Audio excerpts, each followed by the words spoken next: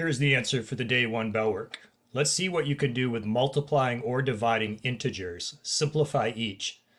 We know from last week that integers are positive or negative numbers that don't have decimals or fractions. And simplify means to make the expression as simple as possible by performing operations. The advice I gave last week was to read these problems slowly and carefully and focus on the components of the problem. In question A, the first number is 7. The second number is 5. The operation is multiplication. This is 7 times 5. This is straight up a memorized answer from elementary school, 35.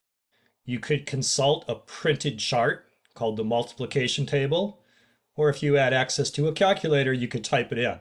But a key to success in Algebra 1 is to be able to use memorized facts from elementary school. It's very important that you know that 7 times 5 is 35. In question B, the first number is 4, the second number is 8, and there is no explicit operator between the 4 and the 8, other than that the 8 is surrounded by parentheses. When two numbers are written side by side, and one of the numbers has parentheses around it, there is an implied operation, multiply. This is a way of writing 4 times 8. That's 32.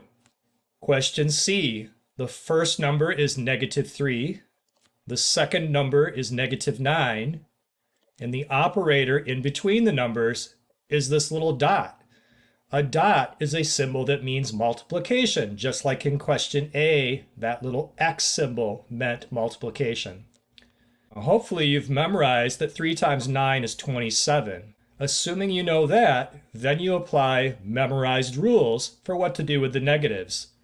A negative number multiplied by another negative number is a positive answer.